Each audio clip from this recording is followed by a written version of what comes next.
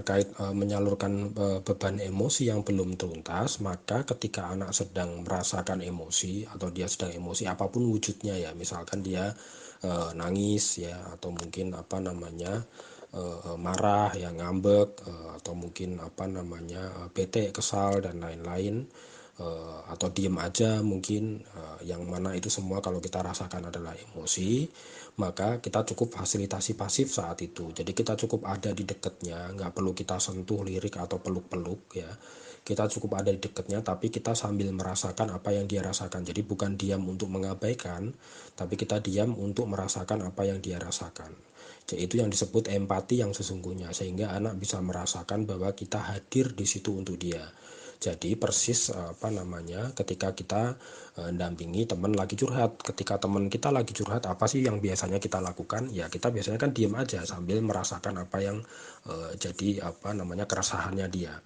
Nah sama ketika anak lagi emosi, kita perlu lakukan itu supaya apa? Supaya emosinya tersebut tuntas tersalurkan. Karena ketika kita kemudian melakukan tindakan-tindakan seperti kita suruh dia tenang dengan cara kita paksa, atau kita marahin, kita bentak, kita pukul, atau mungkin kita tegur, atau kita omongin dia dengan nasihat-nasihat supaya dia berhenti menyalurkan emosinya itu, atau mungkin malah kita hibur-hibur sekalipun, maka risikonya emosinya tersebut bisa tersumbat, nggak tuntas tersalurkan. Kalau tersumbat nggak tuntas tersalurkan, maka ya sampah emosinya, ada sisa sampah emosi, dan itu kalau mengendap terakumulasi ya jadi bom waktu yang bisa meledak sewaktu-waktu itu. Nah sehingga harapannya ketika dia lagi emosi lalu kita fasilitasi pasif, harapannya adalah emosi-emosi yang terlanjur mengendap yang dulu-dulu akibat perlakuan kita, itu saat itu juga bisa ikut hanyut tersalurkan, tersalurkan oleh emosi dia yang saat ini, atau mungkin besok-besok ketika kita fasilitasi pasif, harapannya itu ya. Kecuali kalau misalkan nangisnya itu strategi dan lain-lain, karena dia berusaha untuk charper atau menjajah kita, boleh kita abaikan saja tangisannya dia ya. Jadi ya kita tinggal pergi pun nggak ada masalah, karena nggak ada emosi yang perlu diurus ya. Nanti tentang emosi strategi Mas Haruna bisa baca di kamus ya, di resume tanya jawab halaman-halaman akhir itu tentang bagaimana mengelola emosi anak, bagaimana mengelola strateginya anak gitu ya. Nah kemudian bagaimana mendidik anak agar mau minta maaf. Kalau itu sih kita perlu cukup teladani saja. Jadi kalau kitanya sendiri bikin salah ke anak, maka upayakan kita ini untuk minta maaf ke anak ya.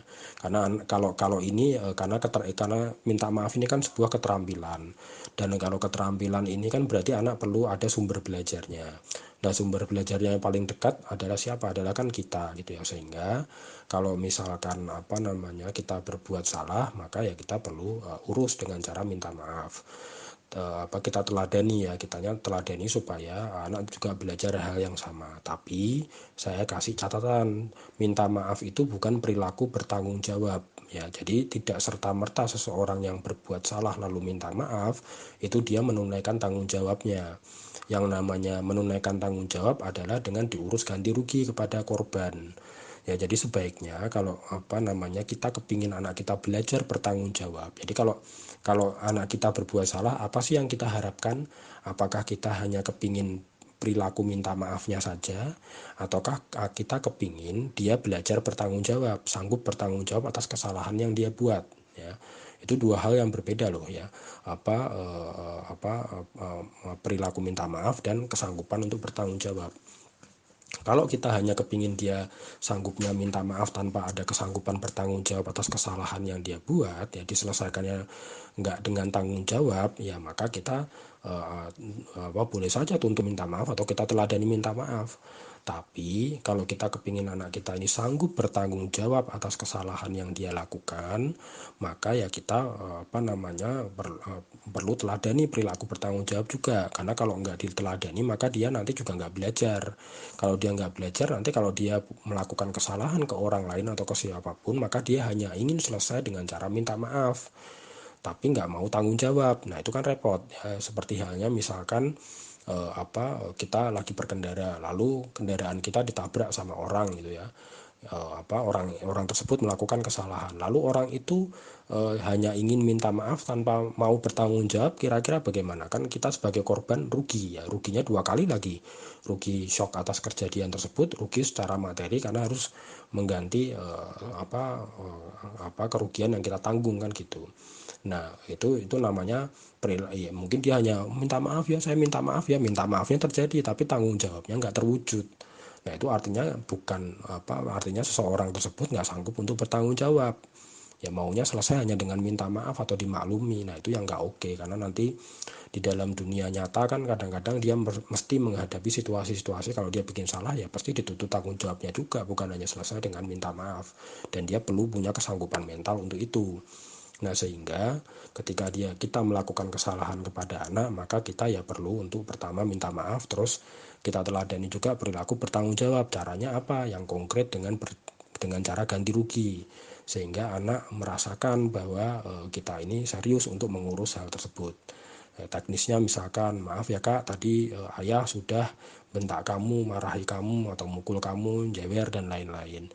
Apa yang kamu rasain, kamu tapi setelah tadi ya misalkan dia emosi ketika digituin, nanti kan kita fasilitasi pasif supaya emosinya tuntas. Setelah itu baru kita urus minta maaf plus ganti ruginya. Jadi kita minta maaf, tadi udah mukul segala macam, terus kamu mau ganti rugi apa dari ayah karena ayah sudah mukul kamu dan lain-lain. Nah nanti soal ganti ruginya ya tergantung anaknya nanti mengusulkan apa ganti ruginya. Kalau dia misalkan mengusulkan A, minta belikan A, nah tergantung Mas Haruno setuju atau enggak. Kalau enggak setuju boleh untuk nego juga. Kalau setuju tunaikan, tapi kalau enggak setuju boleh nego. Waduh jangan A deh, yang lain deh, misalkan seperti itu. Nah nanti saling tawar menawar sampai tercipta kata sepakat. Jadi ganti rugi pun itu perlu wujud tanggung jawab atau ganti rugi juga perlu kesepakatan kedua belah pihak, supaya korban ini juga nggak belajar sewenang-wenang atau belajar serakah atau menjajah pelaku gitu. Jadi perlu kesepakatan dua belah pihak itu ya. Nah kemudian kalau misalkan ganti ruginya dia mintanya kan belum tentu barang, bisa jadi ya besok hari Sabtu temeni aku berenang misalkan seperti itu. Nah kalau Mas Haruno setuju silahkan, tapi kalau nggak setuju nego, waduh jangan berenang deh ayah nggak sempet ya kan. Gimana kalau kita main di taman itu ya, main sama ayah nih seru-seruan lakuin itu. Nanti kalau dia setuju ya sudah selesai, tapi kalau nggak setuju ya nih saling tawar menawar sampai nanti tercipta kesepakatan gitu ya. Nah kemudian kalau misalkan dia belum mengerti itu, maka teladani dulu ketika Mas Haruno bikin salah ke pasangan, misalkan teladani minta maaf seperti apa, ganti rugi itu seperti apa. Lalu atau Mas Haruno yang usulkan dulu ya, kamu mau nggak ganti ruginya ini dari ayah. Nah jadi dia supaya belajar konsep ini dulu. Kemudian kalau terkait bagaimana mengelola kemarahan kami agar lebih terkendali dan mendidik, ya kalau marah itu maka kan itu emosi, ada letupan emosi, maka ya perlu latihan nafas secara sadar plus latihan salurkan emosi dengan cara yang aman nyaman ya. Jadi emosi itu memang nggak bisa untuk dipendam ya, pasti nanti akan meledak ya, entah saat itu entah nanti entah kapan pasti akan meledak. Kalau kita sengaja tahan hari ini pendam, nanti suatu hari juga akan meledak juga, sehingga ketimbang kita tahan-tahan lebih baik kita belajar untuk salurkan yang aman nyaman. Aman tuh nggak menyakiti orang lain, nggak menyakiti diri sendiri, nggak merugikan orang lain, nggak merugikan diri sendiri ya. Jadi itu aman gitu ya. Kemudian kalau nyaman itu adalah kita boleh lakukan apapun yang bikin hati kita lega atau plong, yang penting batasnya adalah aman. Nah nanti nyamannya seperti apa kita perlu eksplor. Kira-kira aku nih kalau marah supaya marahnya jadi tersalurkan yang aman nyaman seperti apa. Nah itu perlu eksplor wujudnya, karena tiap orang beda-beda, caranya beda-beda. Ada yang dia masuk kamar ya teriak tutupin bantal jadi lega, ada yang dia nangis lega, ada yang dia ya bersihin rumah lega, ada yang dia nyanyi-nyanyi lega, ada yang dia olahraga jadi lega, ada yang dia mukul-mukul tapi nggak kena tembok, nggak kena apa-apa di dalam kamar ya, nggak dilihat orang lega, ada yang dia berkendara keliling-keliling sendirian sebentar lega ya, macam-macam. Nanti nggak sebatas apa yang saya omongkan ini, tapi silakan eksplor karena kita masing-masing punya wujud penyaluran emosinya beda-beda, plus latihan nafas secara sadar ya. Nanti terkait itu bisa baca di resume tanya jawab jawaban nomor 9A ya itu ya. Nah kemudian terkait perilaku rebutan mainannya, maka kalau di situ kita punya kewenangan, maka kita cukup jadi wasit aja sebetulnya. Jadi kita bilang ke kakak, kak itu punyanya adik, kamu kalau mau pinjem kamu izin dulu, adik setuju atau enggak. Kalau misal kakak enggak mau pinjem, maka ambil itu dari kakak. Caranya kasih pilihan, ayo balikin ke adik, itu misalkan begitu ya. Kalau dia enggak mau, maka kita kasih dia pilihan, kamu mau balikin sendiri atau ayah ambil dari tangan kamu. Ya, kalau dia nggak milih, pilihin. Oke, karena kamu nggak milih, ayah pilihin ya, ayah ambil dari tangan kamu, langsung ambil mainannya, balikin ke adik. Begitu juga kalau adik ngerebut mainannya kakak, supaya mereka belajar tentang kepemilikan. Jadi bukan pemilik yang jadi peminjam mesti minta izin atau ajukan tawaran kepada pemilik supaya pemilik setuju. Setelah kita balikin, kita ngomong, sekarang kamu minta izin dulu ke adik. Kalau adik nggak setuju, itu haknya dia. Ya, kamu yang mesti ajukan tawaran, kamu ngajukan tawaran tertentu ke adik supaya adik setuju. Misalkan kamu ngomong ke adik, mau nggak kakak pinjemin ini, kalau mau boleh tapi kakak pinjemin mainanmu ya. Nah itu juga berlaku kalau adiknya yang rebut, jadi bukan hanya kakaknya tapi ini supaya adil seperti itu, jadi berlaku untuk kedua belah pihak itu ya. Jadi cukup berlakuin seperti itu. Ketika kalau dalam prosesnya dia ngamuk dan lain-lain, maka perlakuin itu sebagai emosi atau strategi. Emosi strategi bisa intip di kamus ya, di resume tanya jawab di halaman-halaman.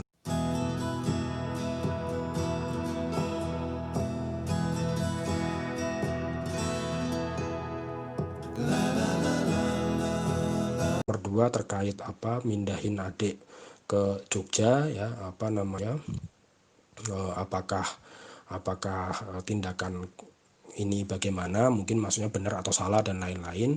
Maka yang perlu dipahami adalah, pertama, kalau adik dititipkan di Jogja di usia yang masih 5 tahun ini, maka yang perlu dipahami berarti kan dia diasuh oleh siapa nih? Oh, simbahnya ya, diasuh oleh simbahnya. Nah, maka pertama adalah apakah kita setuju dengan cara-cara yang simbahnya pakai ya. Nah, kedua, karena kan dalam konteks ini berarti kan kewenangannya Mas Haruna dipindahkan ke eyangnya, karena sehari-hari yang mengasuh kan gitu. Itu yang pertama, apakah setuju dengan cara-cara yang dipakai simbahnya. Kalau setuju dengan cara-cara yang dipakai simbahnya, apakah cara yang dipakai ini Mas Haruna setuju terhadap dampak risikonya. Misalkan cara mbahnya kalau nertipin anak-anak biasanya dibentak, dipukul atau mungkin apapun ya. Atau mungkin caranya mbahnya sangat memanjakan, misalkan dituruti segala maunya sehingga nanti akhirnya anak jadi anak yang manja ya. Ataukah pakai cara adu menang sehingga anak malah menduplikasi cara-cara adu menang untuk jadi pembangkang untuk melawan orang. Nah, apakah simbahnya ini mahir untuk kelola anak sehingga pakai cara-cara yang oke, misalkan bersepakat, memilih dan lain-lain. Nah, itu yang perlu diketahui dulu, apakah itu sudah cocok dengan pola asuh yang Mas Haruna harapkan. Kalau sudah sepakat, setuju dan risikonya sanggup ditanggung, jadi silahkan. Jadi dalam parenting itu nggak selalu benar dan salah, tapi lebih kepada apakah kita sanggup tanggung risiko atas cara-cara yang digunakan kepada anak kita, baik itu cara-cara yang kita lakukan atau cara-cara orang yang kita titipin itu. Jadi lebih kepada itu. Kalau semuanya oke, saya setuju, nggak ada masalah, ya sudah, berarti nggak ada masalah terkait nitipin anak di sana. Tapi kalau misalkan nggak setuju, maka pilihannya adalah apakah Mas Haruna mau ajarin eyangnya, yang tentu butuh waktu ya, dan bisa saja eyangnya juga nggak setuju kalau diajarin ya, karena memang tanggung jawab mendidik kan bukan timbahnya tapi di kita sebagai orang tua gitu ya. Jadi kita boleh ngajarin orang tua kita kalau dititipin anak kita seperti ini seperti itu, tapi pantang menuntut mereka untuk jadi ahli, karena tanggung jawabnya tetap ada di kita sebagai orang tua, bukan ada di eyangnya itu ya. Itu kalau kita mau ngajarin seperti itu. Kalau misalkan kita nggak setuju, pilihannya mau diajarin atau ya sudah, berarti nggak kita titipin ke beliau, itu pilihannya itu ya. Masing-masing pilihan ada resikonya, pilihan terbaik sama dengan yang resikonya paling sanggup ditanggung. Itu Mas Haruna ya. Thank you.